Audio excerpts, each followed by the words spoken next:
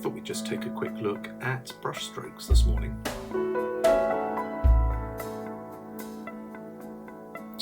It's a funny subject in many ways because before I started doing demos and workshops and these online tutorials, it was something that I've never really thought about. I mean, you just get a brush, you put it in the paint and you make marks on paper. It really is that fundamental and that instinctive. So I gave it a bit more thought, and what I've done is have a look at the marks that I make in my paintings and see if there are any tips and techniques or ideas that I can draw from those that might help you too in creating effects and textures within your paintings. Now I should say, as with most things, I'm a little bit old school in this regard. So for me, painting very simply is making marks with a paintbrush. You'll see a whole range of amazing tutorials online where artists will use a whole range of different things to make marks. So cards, sticks, flicking salt into their wash to give it texture, granulation media, all that type of thing. They are fantastic. Have a look at them and have a go with those techniques too, because no doubt you'll find something interesting there. But that's not how I paint. It really is, with one exception, it's just with a brush. So if you want to understand a little bit more about brush strokes and brush control, you found the right video. So what I thought I'd do was just a simple little painting, and as I'm doing it, I will explain to you the various brush strokes that crop up all the time in the vast majority of my paintings, and you can see how I use those to achieve certain effects, certain techniques, and have a go at them too yourself. Before I do that, it's worth just having a quick look at the brushes I use, because of course they dictate the marks that I make and the various effects that I'm able to create. So these two are my sky brushes. This one here is a old Harke brush. Must have had it about 20 years. It's got soft goat hair in it, but it's got even softer over the years. As I used it extensively, it's brilliant for covering large areas in skies, for glazing over painted areas, and also for re-wetting the paper if you need to do that. This is also an incredibly soft brush. It's a squirrel mop, and it contains a huge amount of paint and water.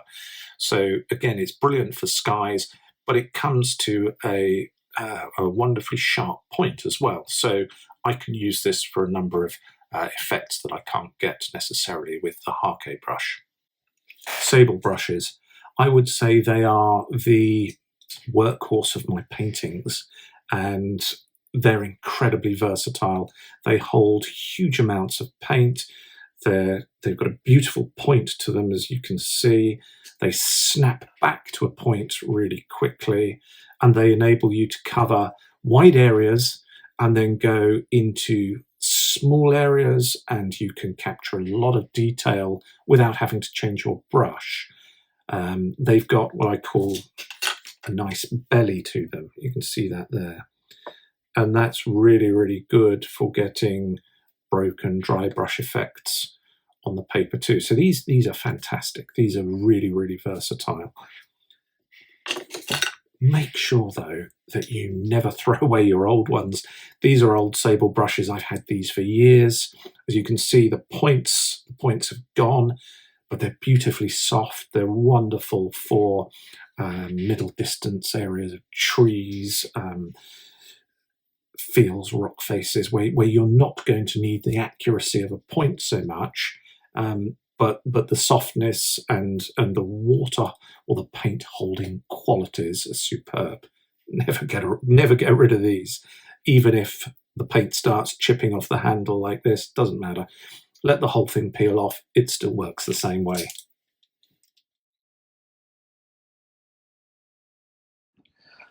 This might seem a rather simple thing to say, but take a round sable and simply paint a line.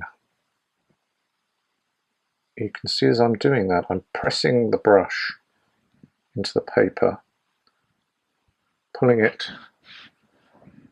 in the direction of the handle, and I'm getting a crisp line on the top and a crisp line on the bottom. And then you can keep doing that. If you're painting a larger area, you can keep the paint moving down the paper, and you're getting the right results from what your brush is intended to do. What I see quite often, and it just doesn't lend itself to a nice fresh looking wash in your paintings, is this type of thing. So taking your brush and dabbing like this, you'll end up sometimes getting a rather uneven look to what you're painting, and often the brush dries out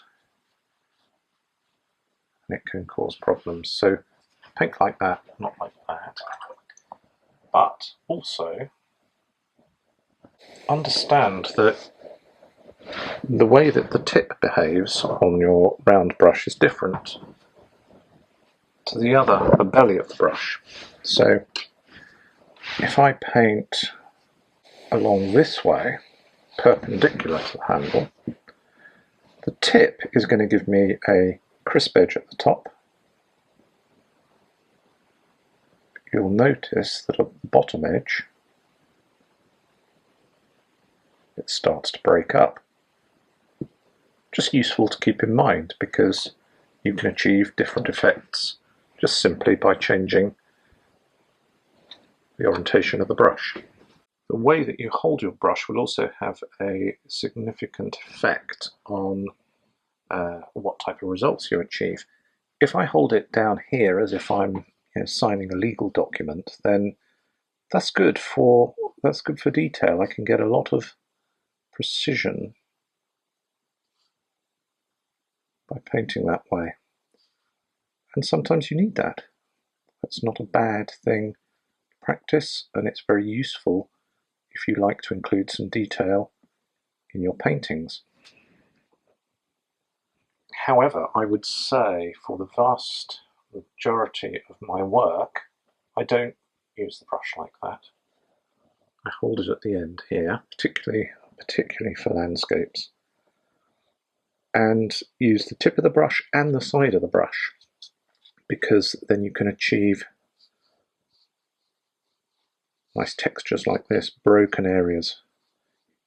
You see where the brush is hitting the paper at the tip, but not so much where the belly of the brush is. You get these lovely shapes. There's still a lot of paint in the brush. I'm not skimping on paint here, but by just using the brush freely and not holding it at the end, or on the ferrule I should say, you can get these rather pleasing shapes and textures in your painting.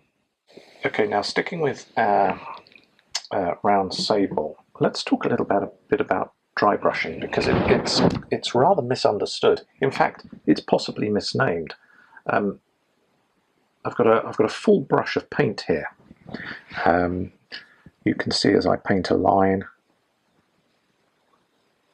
there's a lot of juicy paint in the brush. Now, I can load the brush with the same amount of paint and produce what is often referred to as dry brushing. Let me show you.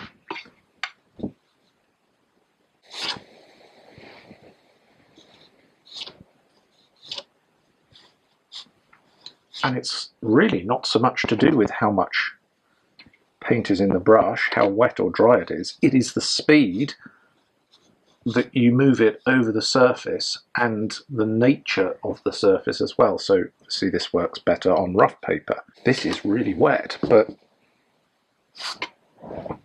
you get that lovely effect, which is fantastic for sunlight on lakes and things like that. And you need to practice this technique. It's really important because it creates so much flexibility when you're painting, because you don't have to put lots and lots of detail into certain areas. You allow textures like this to make suggestions for you. Another way of doing this is also to hold the brush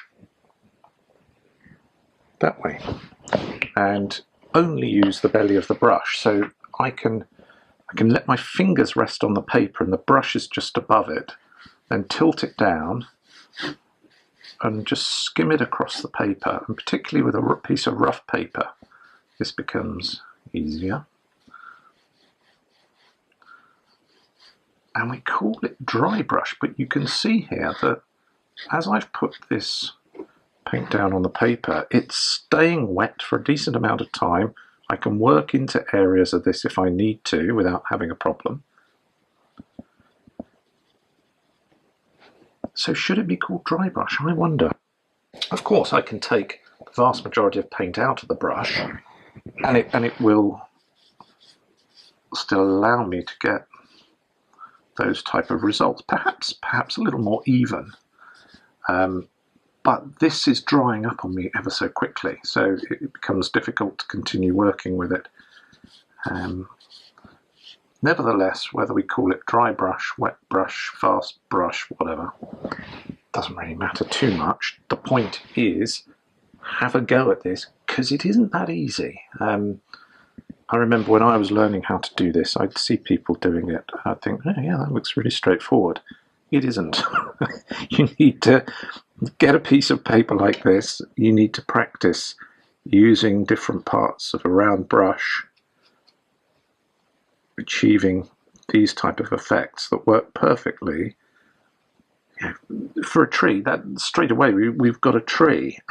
You can see the gaps in it. You can imagine where branches are because they've been suggested. And that's far more satisfying in a painting than having something that's laboriously painted with, lots of leaves and branches and things in there. Straight away, there we have it. We have a tree, and it's purely as a result of honing that type of brushstroke. Now, these round brushes are excellent too. They're synthetic. This one is 100% synthetic. This is a mix of synthetic fibre and sable. They're inexpensive, but they're really good quality. And they're very, very useful in a painting because they don't hold quite as much paint as your squirrel mops or your sables, your more expensive brushes. And sometimes you need that. Sometimes you can be working a small area of the painting, and being able to have control over a relatively small amount of paint and deploy it accurately is very useful. So I use these a lot. They're extremely useful brushes, as you'll see. Let me introduce you to this poor chap. It takes an awful amount of abuse, I'm afraid to say, and it's an inexpensive mop brush. Funnily enough, it does come to a nice point. It's synthetic, and I bang it into the palette, and it sort of frays at the ends like this. But it's brilliant for doing broken areas in the painting, like long grass, hedges, small distant trees, and you can get nice broken random marks with it. So it's a good idea to play around with something like that. But if you do, don't mistake it for that. If you do, it is an extremely costly error.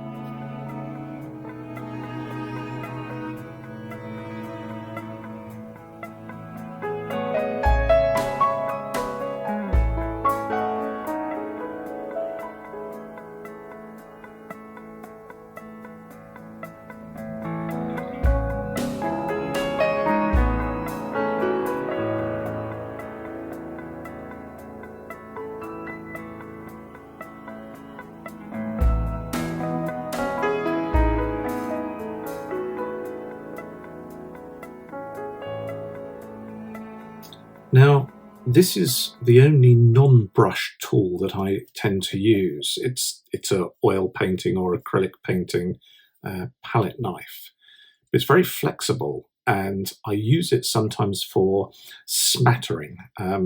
Dip it into the paint, flick it a few times, and you've got berries on a holly bush, for example, or pebbles on the beach. Don't overuse these by all means, which is sometimes the risk when you find a new technique that you cover your painting, and it all becomes rather obvious. But for little subtleties in the landscape with watercolour, these are surprisingly useful, and I'll show you how I achieve that effect.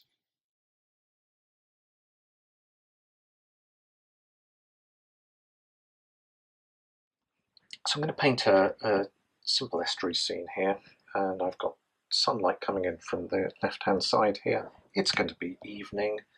I've mixed up some raw sienna and cadmium red, and then some cobalt blue, and then cobalt blue and cadmium red here.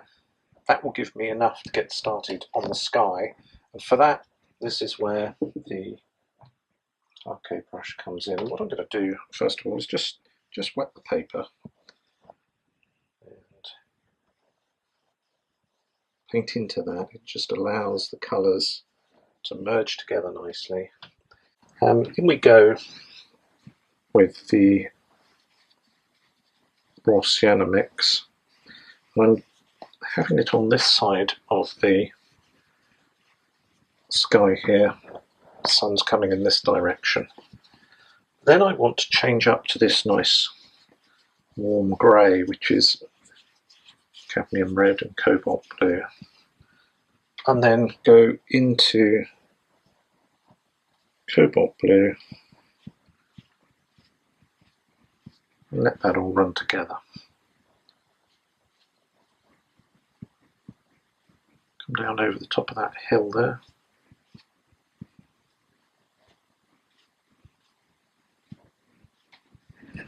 I'm changing over to my squirrel brush now, my mop brush, and I'm just going to take out some of that excess watery paint, and I'm bringing it down to where the hills, these trees, and the harbour wall there stop. Now, as that's still, or while it's still wet, I'm going to mix up a stronger grey and just drop that in, wet into wet, just to give the suggestion of some evening cloud.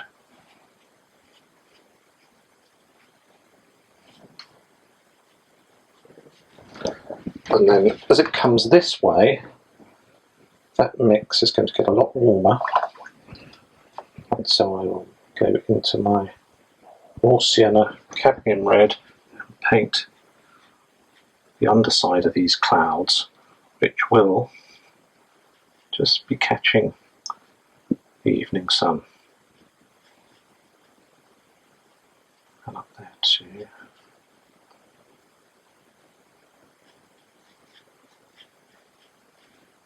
The softness of this brush allows me not only to put the paint in and achieve a nice shape to it, but it allows me to continue to blend these areas. I think that's all we need to do. And again, dry a brush out on a piece of kitchen paper or a old towel like I do, and then run it along here and mop up some of that wash that's just sitting on the paper there. And I'll let that all dry. I'm going to switch to one of my old Sable brushes and just paint in the sea, the river, the estuary here.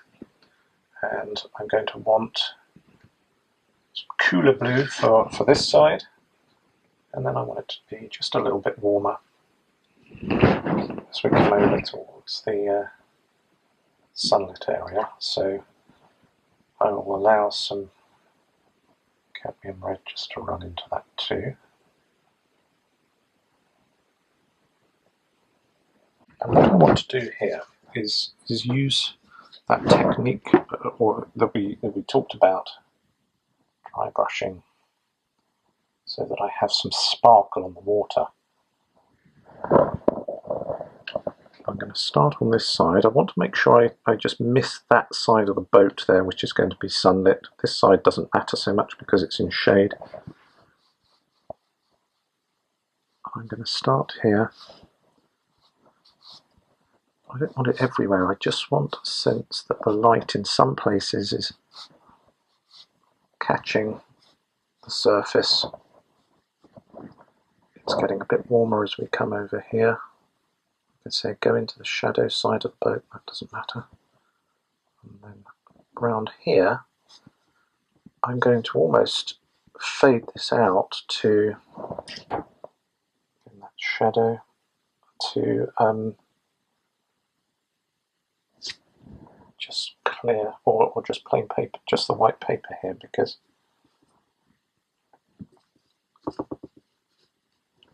that should be enough. Now I want to keep this moving here, so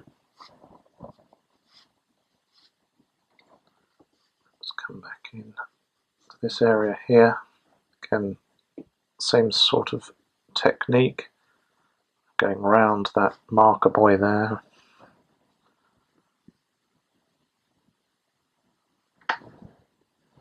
It's nice.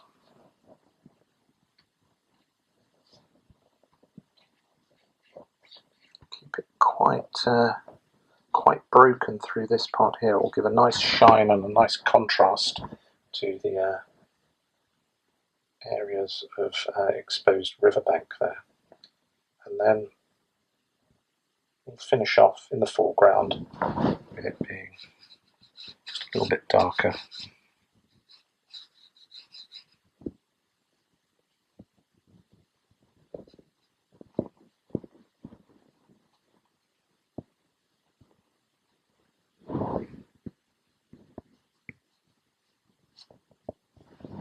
That's fine. And then what I'm going to do is just, in a couple of places, is just soften off these areas at the side. And again, with the brush, but this time on its side, I'm just going to connect what might be stones or just the rubbish that gets exposed as the tide goes out on these sides, the riverbank here. And then when I glaze over those, I've got some texture there already that is suggesting the gradient of the bank, and there's just a little bit more detail there than there would be if I painted it across clear paper. Good. Now let's start building up the layers from back to the front, which is often a good way to work in most landscape paintings. And we'll start with that hill in the distance. It needs to be very cool in its colour. But I don't want it just to be flat, I don't think. I want a little suggestion that there's some sunlight catching the left-hand side of it. And so we'll have a slightly warmer grey here that's just, I say it's grey, it's almost verging on being a green. And that's just enough to show that there's some change in light on this side of the hill. And what I've done is I've switched now to this nice Sable Brush, which points beautifully. It's from Rosemary Brushes, or Rosemary & Co, as I should say. I'm going to be going around these little sailboats out here. You may not be able to see them, but that enables me to go from this nice large area here to some fairly small detailed areas. And this is what Sable Brushes are so good for. So I'm going to start on this side. Yeah, that's just warm enough. And where it goes into the trees here, I'm going to just paint that out because I don't want a hard edge occurring there. So now I go into my cooler colour, and you can see tonally these are the same. They're as light as each other. One just has a little more warmth, and it's enough to give the sense that the sun is catching parts of this hill. I'm going to come right down over the harbour wall because that will be darker in tone. I don't mind leaving a little bit out there. I'm not really sure what it is, but it can be something up there on the hillside.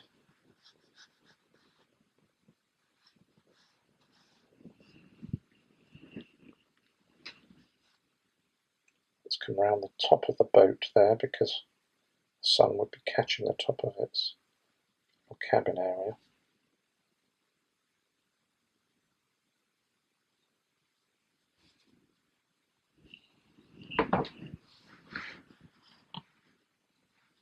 And then this is where these brushes earn their money. See, I can go from that wide area on the hillside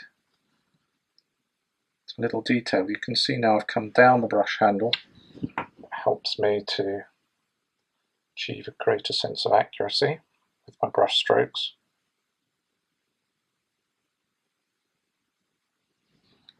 And I prefer this to using masking fluid.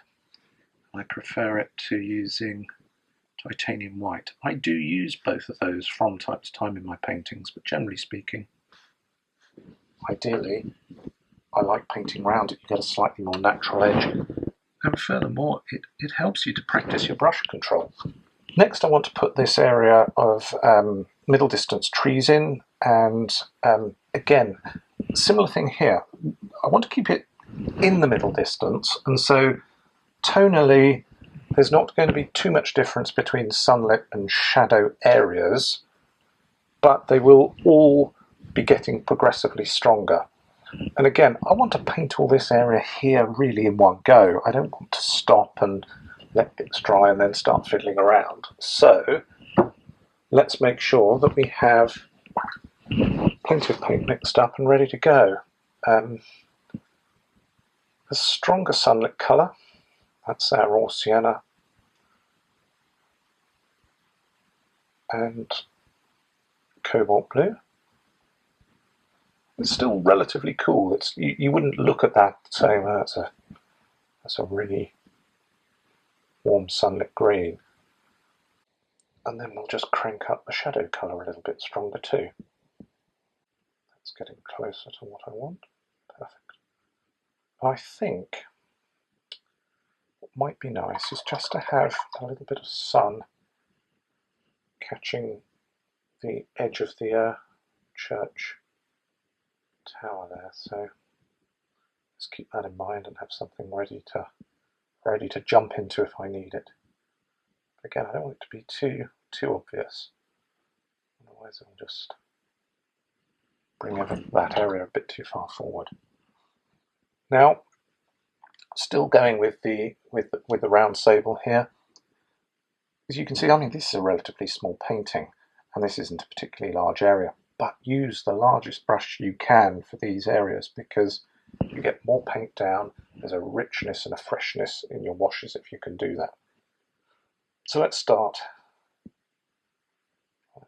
here, and again, I'm going to be using the brush in a fairly free way, so I'm holding the end of the handle and I'm allowing the rough texture of the paper to suggest these trees in here. I don't want to get too fussy about shapes and things like that. Then we go into our shade. Let that all run in together. Just going to leave a gap there for the mast on that main boat. And again, as you come down, leave these little gaps here. They're always there in trees.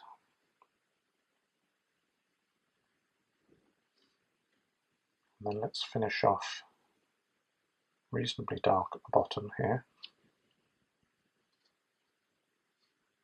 making sure we have a nice crisp line around the top of the boat, which will be catching the sunlight.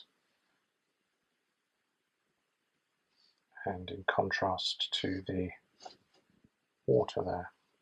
We can still probably go a little bit darker on this, but let's come back to that in due course.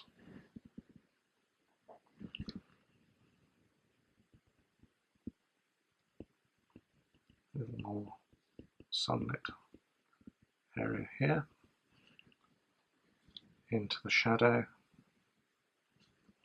I think we may be getting a little bit further into the distance here, so these colours are cooling down and becoming a little less strong tonally. Again, I'm going around the top of the boat here, using the Sable's ability to point to get the detail that I need.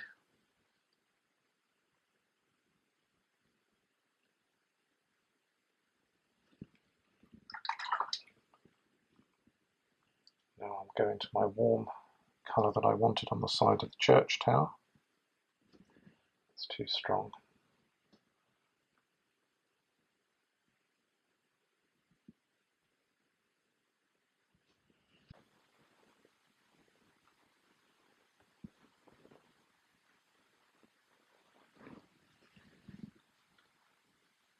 Now I don't want too much dry brushing work and broken edges here, because this is a distant area here, and middle distance I should say.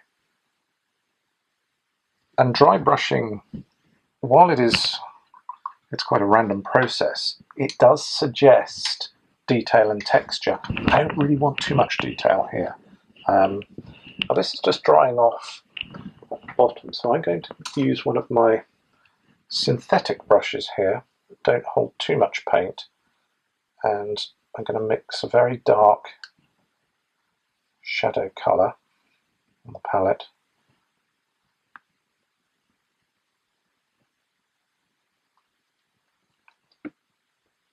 and just drop it in a couple of places while this is still wet.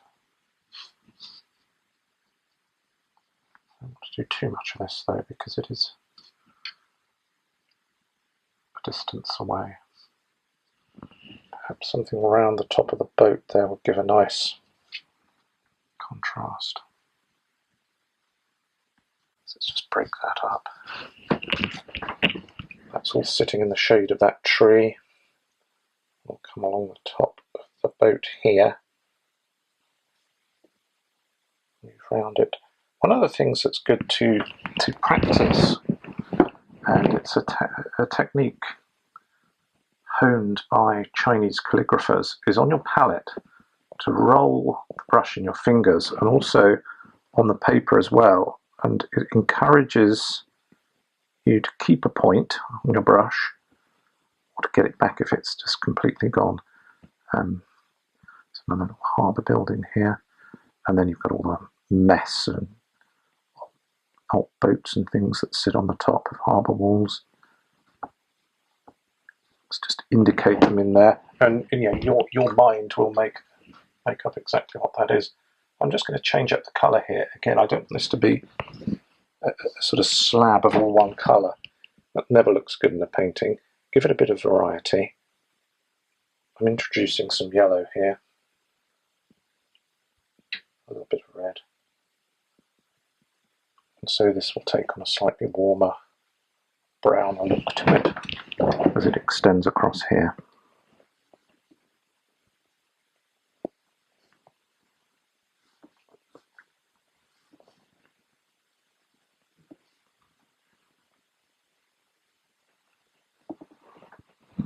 I think there's some marker pole at the end there, as there often is. While that's still wet, I'm just going to use some of this dark shadow colour again and drop it around the side of this boat here. to be careful that it doesn't look too obvious, so extend it away from the boat as well.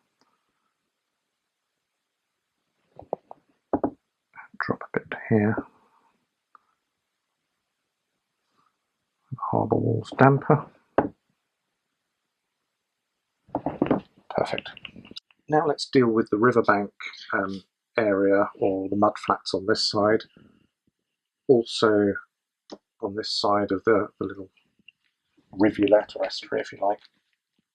Make sure again that you've got a lot of paint to do this, and I'm going back to my Sable Brush, and bear in mind light's still coming from the left. That arrow is useful, it just keeps it in your mind that that's where the light's coming from.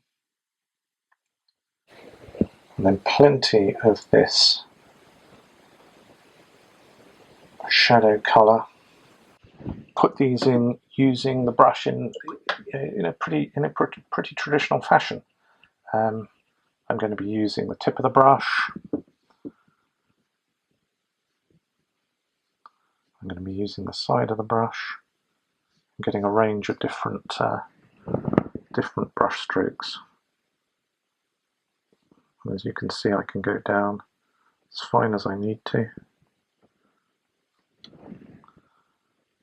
Now I come into the shadow area. It's just lying close to the water.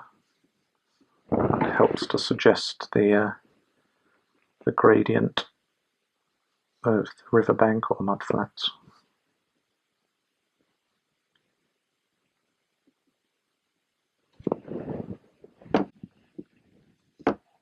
Again, stronger colour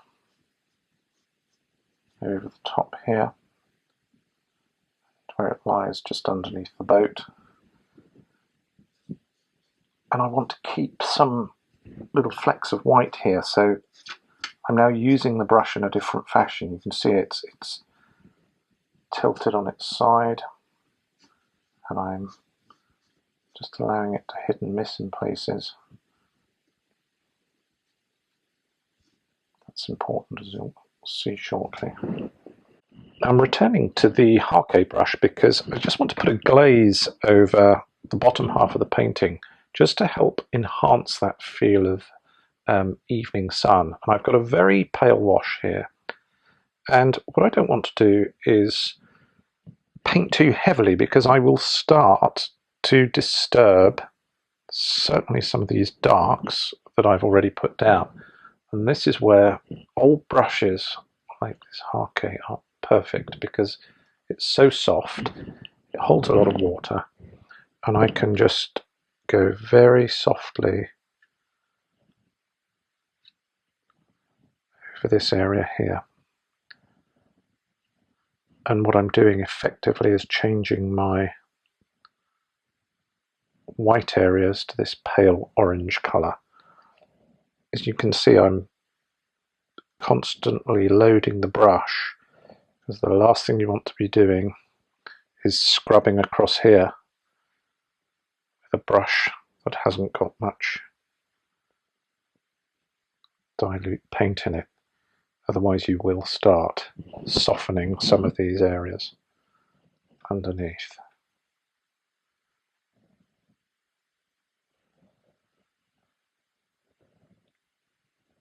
So get the hang of using soft brushes like this for glazing. They're excellent, and now what it has done, it's taken away the brightness of the paper, and it's just softened everything a little bit with this mellow pale orange or raw sienna colour across it.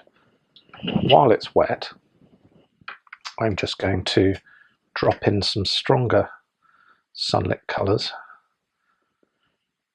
on the edge of this boat here, for example. I really want to feel as though that's strongly catching the light. And painting right across the shadow area as well, it just gives it some sort of uniformity. I'll darken that again in due course. Again here, I think on the top of the little cabin and the side of that boat, we can drop in some warm colour. You'll notice actually, and I should have said this before doing that glaze, but I had a slight technical hitch with the camera. It was called the battery running out, and it got rather low. So just as I was coming down this area of bank, it started beeping at me, and so I just continued to work down. I dropped a bit of colour in there, and then did the same on that side as well. So hopefully gets you up to speed.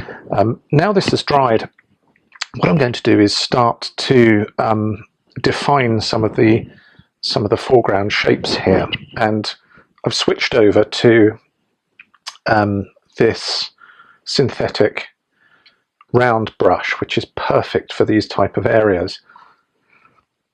First of all, let's put some darker shadow on the side of the boats, just to give that a little more definition. You can see these point nicely. They don't hold ridiculous amounts of paint, but it's just enough for this type of area.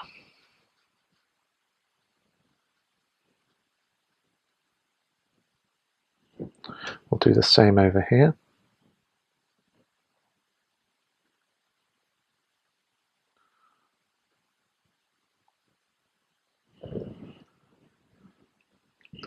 And I mustn't forget to put in the shadow area at the back here. I'm just leaving a little highlight at the top where the sun's catching the top of the boat.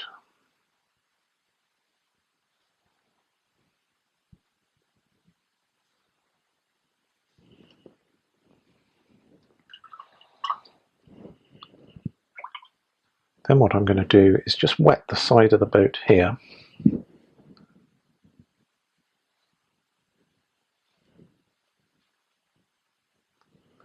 And paint some shadow colour into that as it curls underneath. Otherwise it starts to look rather flat.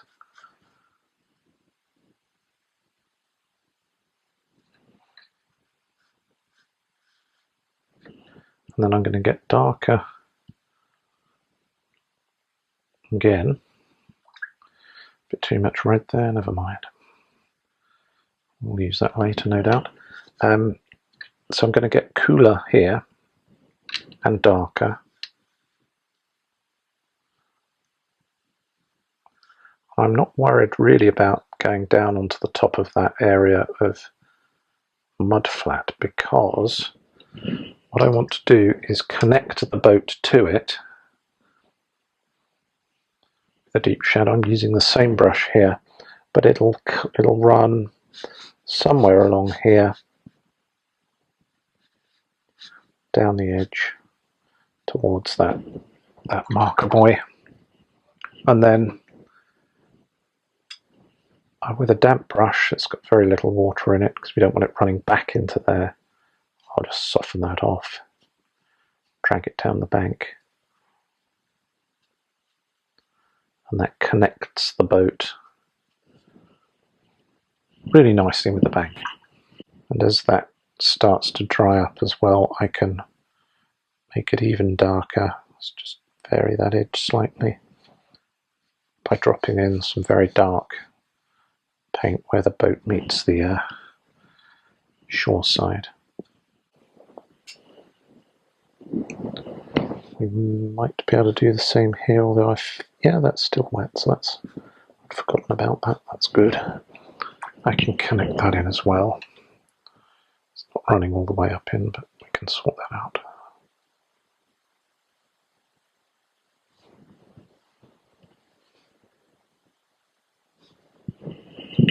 There we are. Now I'm going to mix a rather unusual colour, and it's a very local colour, but it works really well for these marker buoys, and that is to use a little bit of Naples yellow with a little bit of permanent rose. You get this rather nice mellow pink, which is typical of these type of buoys. Switch to the rigger now, I could use a larger brush for this. It's the one that came to hand.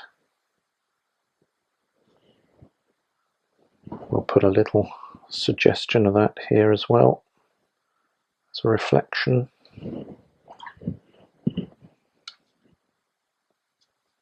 Smudge it down with your finger if you like. Often works. And then, while that is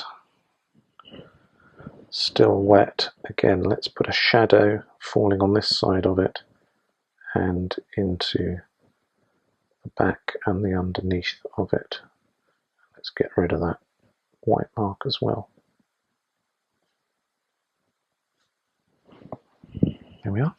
It's connected into the shore side now. It looks part of it, not something that we've just stuck on for the sake of it. Let's just darken it up a bit at the bottom as well.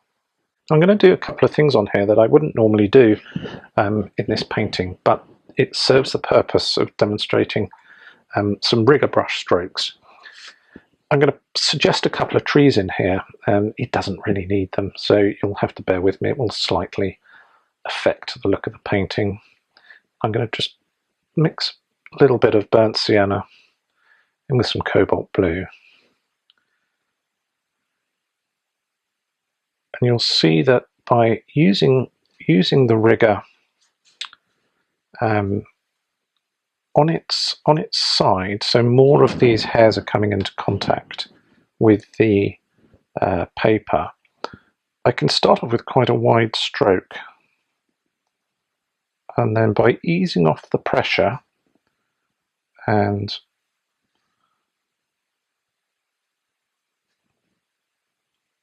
rotating the brush all in one stroke, or a couple of strokes really, I can go from wide to thin nice and easily. Riggers are really good for that.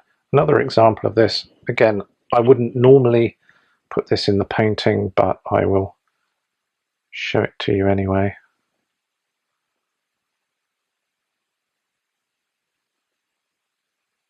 And that is a few ripples here. I mean, this doesn't need ripples, but you'll see that this is a useful stroke. So let's start over here. Might be a bit bright, but I'm not too worried. I wouldn't normally put these in on this scene anyway. But you start, very little pressure on the brush, so you get a lovely fine line, and then you apply pressure, push the brush into the paper, and then lighten the pressure and pull off again. And you sometimes get a broken edge along the bottom of the ripple, and it's a good way, all in one brush stroke, of putting a little texture onto the surface of the water. Light, heavy, light. And then again, I wouldn't do this, it doesn't really need it, but just to show you again how we can put some dry brushing across the foreground here, just where the water is getting very, very low and we're sort of running across the mud flat. Take your Sable Brush, we'll be using the belly here, not too much paint, and then we'll hold it like this and we'll just come across this area here.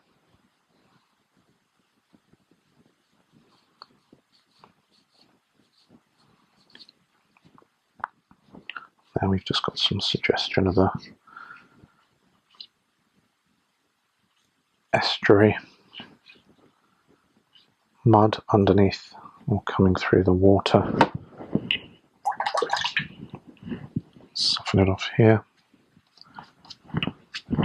and here, and it's a good stroke to be able to use that, practice it. Light touch, holding the brush parallel to the paper, and then using the belly just to skim across the rough surface to get that nice broken effect. Now I said also we'd have a look at what to do with this. A little bit of let's put a little bit of spattering in. Now you have to be very careful here, and I use this board because what you don't want are pebbles and stones in your sky. So I'm going to put some along here and some along the bottom. So we'll just mask off where we don't want it to go, and then I will get some colour onto the bottom of this little palette knife and just flick it on here. Not everywhere.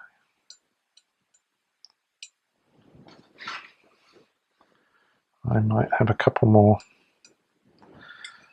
let's call them stones, or what's that sort of rubbish you have lying around. This is still a bit damp here, so it's going to blend in and start to bleed into there quite nicely too. Look, it's a nice effect. And we'll finish up just to show you again a little bit more. Let's put some over this side. The lighter you flick, the smaller the effect. The bigger you ping it like that, the more you get on the paper. That'll do. It's just a case now really of finishing up with some detail work, and predominantly that's going to be using the rigger. Let's have a nice nice warm burnt sienna colour to the top of the boat rail here. Just pick out some detail. And again, I'm pressing quite hard with the rigger because I want a thickish line. But as it comes round here, I ease off the pressure. I have that sense of perspective, even though it's a very small space here, but just going from larger to slightly smaller there. Let's mix up a darker version of this for the shadow side of the boat. Again, I want to leave a little highlight along the top where the sun's just catching that.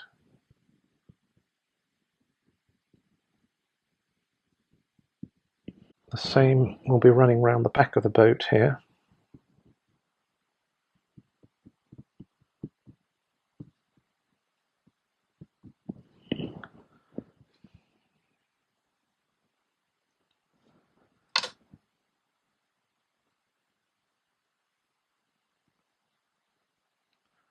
Be quite free with your rigger. Allow it to flick around a little bit, because then you get marks that aren't so precise all the time. And on a painting like this, that's quite loose. It's good to have just a few little marks that show that you're confident. You've got some confidence in what you're doing. You don't need to grip it tightly with white knuckles because you're sort of afraid of the paint, but you're letting the brush dance around and sort of make marks that it might choose to do all of its own accord, and you then get a painting that just starts to look rather painterly, I think is the term people like to use. Quite sure what it means, but let's go with it anyway.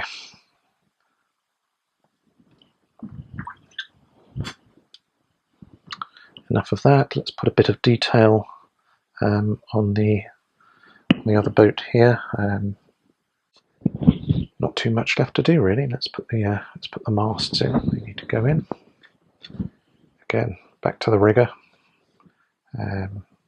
These are catching the sun, so let's use a nice wash of burnt sienna. Keep it white there where it's going through the trees.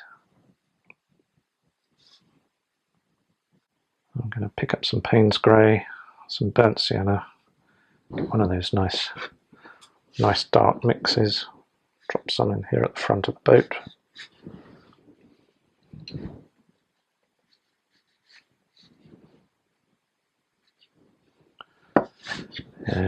Pick out one or two little bits of detail here, but again, not too much.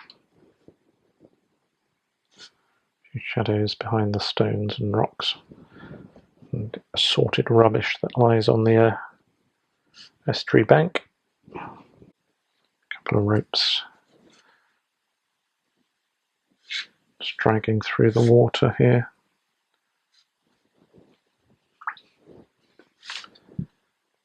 And then a little bit of rigging, not too much.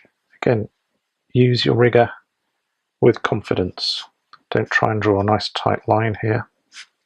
Something like that. Doesn't matter if, in fact, sometimes it looks better if it doesn't go the whole way. There's probably something there. And then I'll have a line up from back here.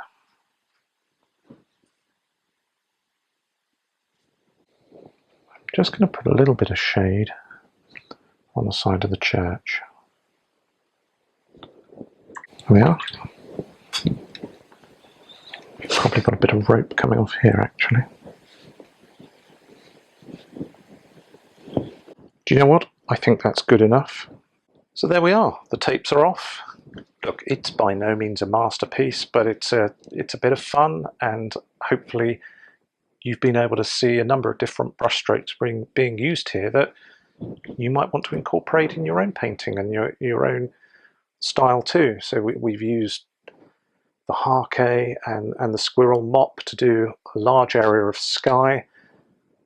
And looking at it, it's smooth. The washes glow. It hasn't been scrubbed on laboriously. Broad strokes for large areas always work well.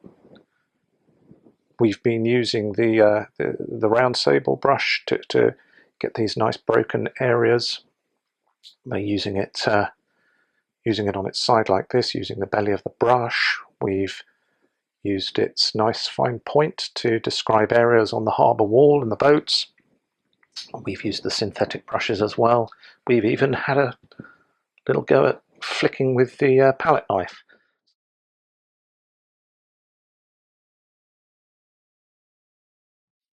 Well, I really enjoyed that, and I would encourage you to get your brushes, get some rough pieces of paper, and have a play around. Look closely at what's happening as your brush interacts with the surface, and try and understand a little bit more about your kit, the marks that it makes, and how you can use that to create different textures in your paintings. So have a go, and thanks for watching. Look forward to seeing you next time.